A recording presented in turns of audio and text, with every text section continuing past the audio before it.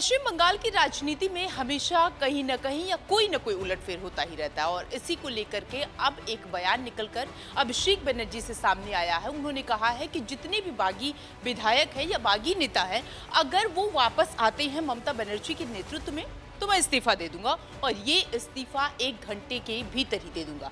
अब सबसे बड़ी बात यहाँ पर ये है कि कहा जाता है कि अब पछताए का होत है जब चिड़िया चुग गई खेत। ये जो बयान अब निकलकर सामने आया है, अगर यही बयान 10 मई या फिर 18 मई से पहले निकलकर सामने आता तो शायद यहाँ पर कुछ सोचा जा सकता था, इसके बारे में कुछ कहा जा सकता था। लेकिन अब सारी चीजें हाथ से निकल गई हैं क्योंकि कार्रवाई हुई, बुलडोजर कार्रवाई हुई दक्षिण 24 परगना वो जगह, वो कार्यालय पर। और ये कार्यालय जो है वो जब से पश्चिम बंगाल का विधानसभा का चुनाव आया, उसके परिणाम आए, उसके बाद से ये स्थितियां ऐसी रही कि वो जो कार्यालय था वो बंद रहा और उसके बाद से अब उस पर बुलडोजर कार्रवाई की गई है। उस दौरान ये बयान निकलकर सामने आया। उस पर पहले से भी नोटिस जो है वो जसपा प्रशासन की तरफ से कर दिया गया था।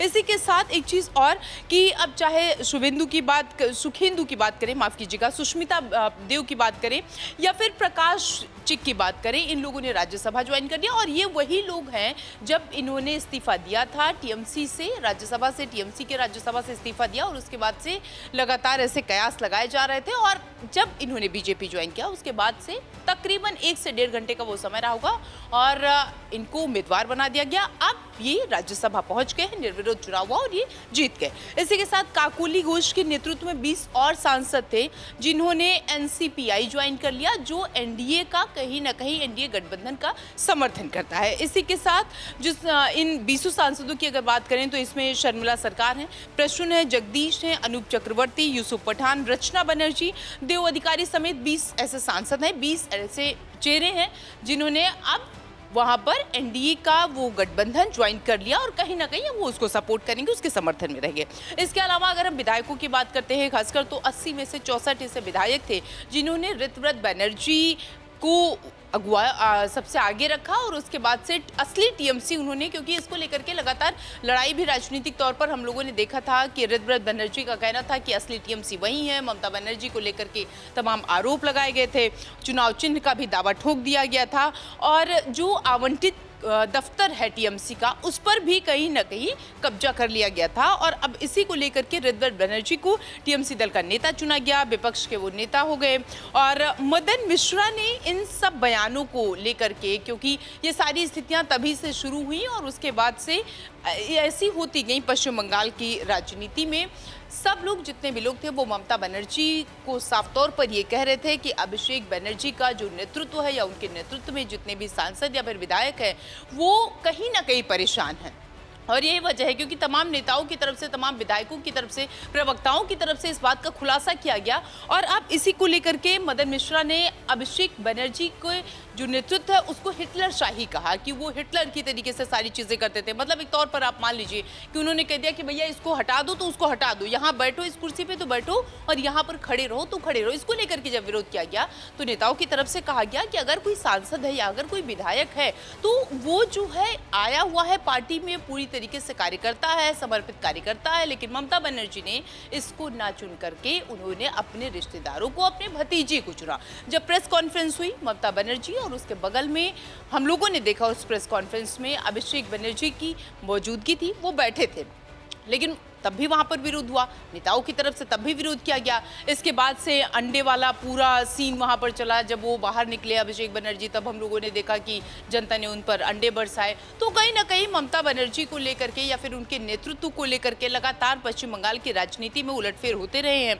इन बयानों का जब सिलसिला शुरू हुआ तो लॉकेट चटर्जी जो बीजेपी की प्रदेश के अध्यक्ष, उनकी तरफ से एक बयान निकल के सामने आया। उन्होंने कहा कि चुनावी नतीजे या फिर अभिषेक बनर्जी, ममता बनर्जी का जो नेतृत्व था 15 साल से वो कहीं ना कहीं शासन कर रही थी और उनसे जनता भी परेशान थी। तो साफ तौर पर आप देखिए कि पश्चिम बंगाल की राजनीति में ये हो क्या रहा है, वहाँ की राजनीति में ऐसी स्थितियाँ क्यों उत्पन्न हो रही हैं। उसकी वजह सिर्फ और सिर्फ एक है, क्योंकि अभिषेक बनर्जी को लेकर के हमेशा से लोग नाराजगी वहाँ पर जाहिर किए, लोगों ने बताया कि ये चीज़ें ठीक नहीं है, लेकिन उसके बावजूद भी ममता बनर्जी ने अभिषेक बनर्जी को उसी पद पर बरकरार बनाए रखा और शायद यही वजह है कि तमाम जितने भी दिग्गज नेता थे, जितने भी प्रवक्ता थे, उन्होंने उनसे किनारा करना शुरू किया, वो दरकिनार होना शुरू हुए और उसके बाद से आरोप प्रत्यारोपों का सिलसिला शुरू हुआ। आरोप प्रत्यारोप का सिलसिला इस कदर आया कि चाहे अब दिल्ली की बात करें या कोलकाता की बात करें, तमाम ऐसी स्थितियां बद से बदतर हुई हैं। अब दक्षिण 24 परगना के जिस दफ्तर को तोड़ा गया है, जिस पर बुलडोजर चलाया गया है,